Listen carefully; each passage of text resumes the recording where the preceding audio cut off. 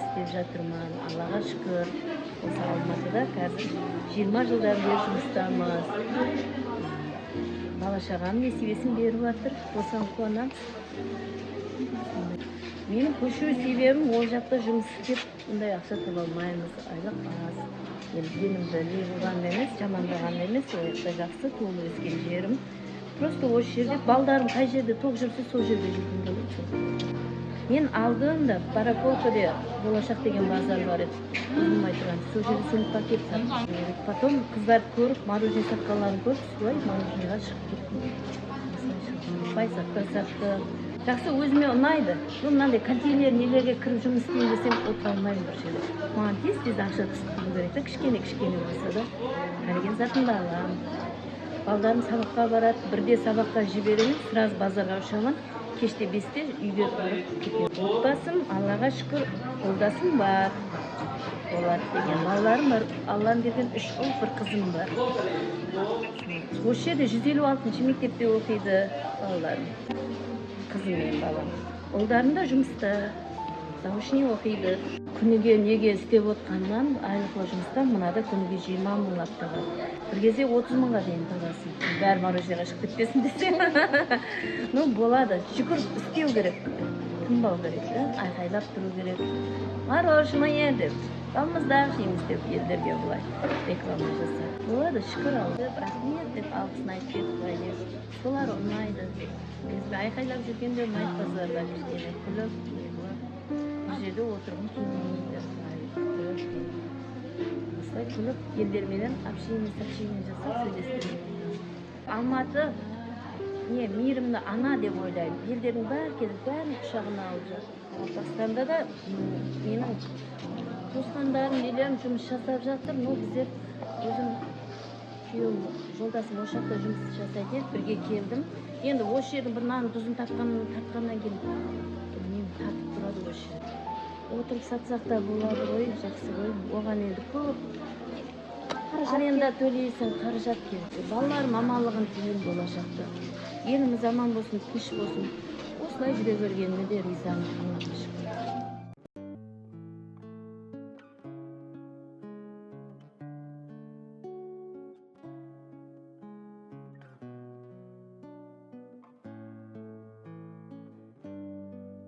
Осы жұмысқа мен алғашқы курсымнан бері жұмыс істеп жүрмін. Перваш болғаннан кезден бері қызықты несімен алғашында финансовая драма. Финансымен менде өзім паркада оқығаннан кейін менің өзімнің ақшам қалтада болғаны маған тиімдірек. Екіншісі орта өте жағымды. В основном қыздар жүреді біздің өзіміздің, то есть қыздармен жұмыс істеу, коммуникация, өзіміздің жұмысқа да журналистика факультетінде ол керек. Адаммен сөйлесе білу, және тіл білу дегендей. Соның барлығымен өзің опыт аласында, содан кейін, мне кажется, более удобно. Негізі өте қиын моменттер болатын. Сессия кезінде, онлайн сессияда жұмыста отырып тапсырған, немесе сессияның дедлайны бар бізде, оны тапсыра алмай, жылап, бірдемесін істеп, білет қалатындай да ситуациялар көп негізі. Сол үшін қиын, бірақ егер де дисциплинамен полностью алып жүрсе, то возможно. Например, ты поработал 2 дня, например, даже суббота-воскресенье, и следующий понедельник, то есть у тебя уже уроки. И ты должен утром вставать и идти на учебу, потому что оны да қалдыруға болмайды. Себебі біздің преподтар өздеріңіз білесіздер, қатал адамдар, және де өте қатты қарайды ондайға. Сессияның кезінде де өте үлкен бір көмегі бар келгеннің өзінде. Сол үшін тайм менеджментсіз ешқалай деп ойлаймын. Адаммен тіл байланысу, то есть әр адамға подход табу, адаммен коннект ұстау. Мысалғы үлкен 30 жастан асар әйелдер келеді, солармен сөйлесе білу, 20 жастағы, 18 жастағы қыздармен сөйлесе білу, немесе балалармен сөйлесе білу, соның өзінің андай үлкен бір көмегі бар деп ойлаймын. Журналистика факультетінде оқып, журналист болғанның өзінде мен мысалға көптеген өзіме кейс жинаймын деп айта аламын. Соның өзінде мен журналист бола тұрып, өзімнің де кіші магазинді ашу мүмкін ғой. Сол сияқты неге жүре бермеске.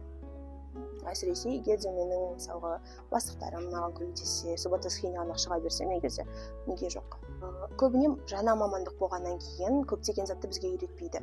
Мысалға біздің перваштарға үйретуі мүмкін көптеген басқа заттар біз білмейтін, бірақ біз алғашқы мамандық болғаннан кейін көбісі білмейді қалай үйрететінін, қандай пәндер қоятынын, немесе қандай мысалға мұғалімдер бағатынын тоже білмейді. Сол үшін бізге және мұғалімдерге де қиын деп ойлаймын.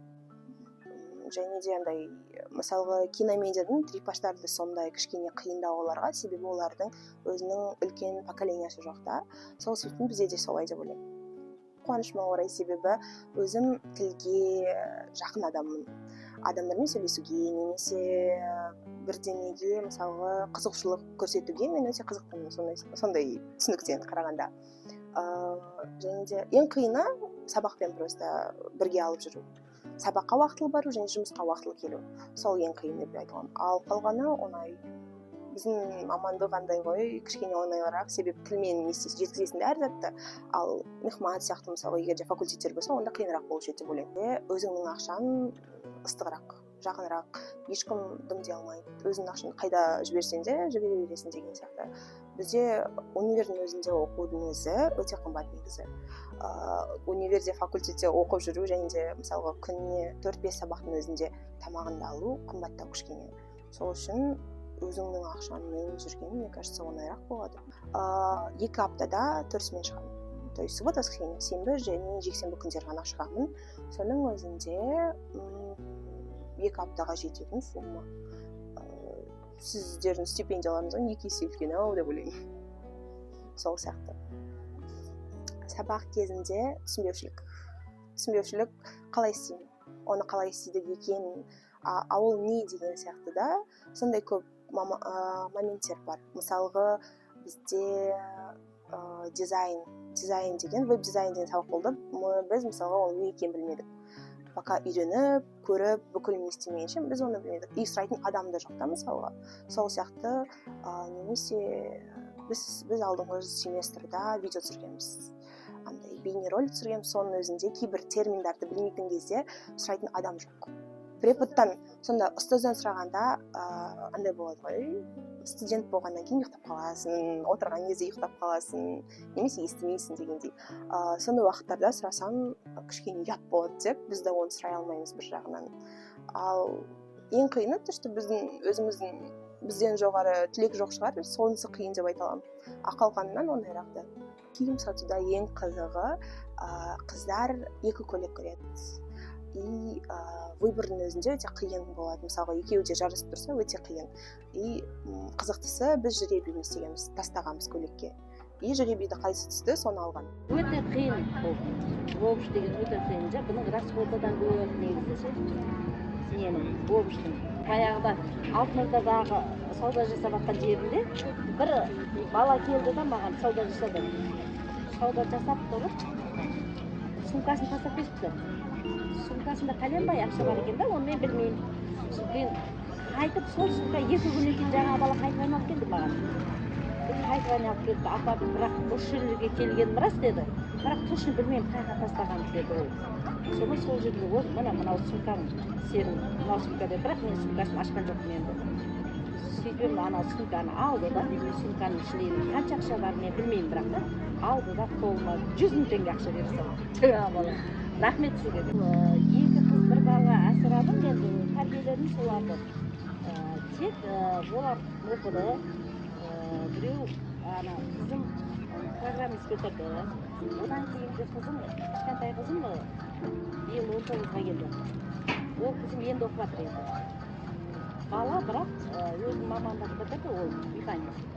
Ол бойынша жұмыс істемеді. Бірақ қайсы машина алып алып, машинасымен әйтеуір нәпақасын тауып. Нәпақамыз жоқ. Сол жәрдемші адам, қасында адам жоқ болғасында, үйсіз көшеде жүріп, саудамыз жасап, осындай жүрген адам біз ата сүйеріміз жоқ та жүрген. Әйтеуір сол үшеуін жылатпайын деп, үйлі болсын, жайлы болсын деп, әйтеуір осындай тәрбие жүрген әлі. Пәтер жалдаймыз. Пәтер жалдап тұрып жатырмыз. Осы алматылықтар бір үй берсе дейді. Арманым. Жаңадан келген жылдары осы жаққа Алматы болып жаңадан келген жылдары қатты ауырып Алтынордада істеп жүрген кезінде операцияға түстім бастан. осындай сауда жасап тұрған жеріне құлап қалып, мен операцияға түстім, одан шыққан екен ойладым. Мен адам болмайды, өліп қала ма деп те ойладым өзімді да. Бірақ Аллаға шүкір, балапан бәрінің несиесі бар екен. Әйтеуір аман есен шықтым больницадан. Тоқтап болды операция. Содан кейін бір жыл тоқтатып қалдым, бір жыл операцияға келген. Нанға ақша таппаймыз. Сондай кездер болды. Мынау ауыр маған да. Бұны әкелуді қиын. Бұның расходы да көп да.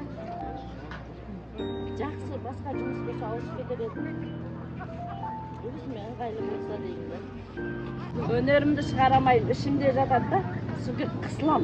Ана өлең айтам да, рахаттанып қалам. Сүйіктім, ағлағындайсың киіктің, көркіңе сұлу иықпын, кетемін қалайша қиып мен. Қимаймын,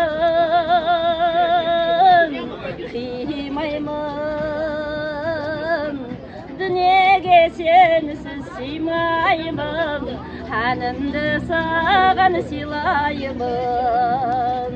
Дүниеге сенсіз сыймаймын, әнімді саған сыйлаймын. Жүрегім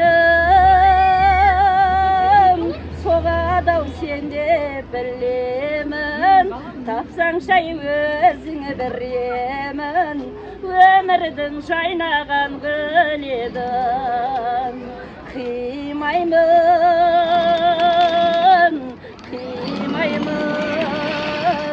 дүниеге сенсіз сыймаймын, әнімді саған сыйлаймын. Дүниеге сенсіз сыймаймын, әнімді саған сыйлаймын. Жүрегім соғады-ау сен деп білемін, тапсаң шай өзіңе беремін, өмірдің жайнаған гүл едің. Қимаймын,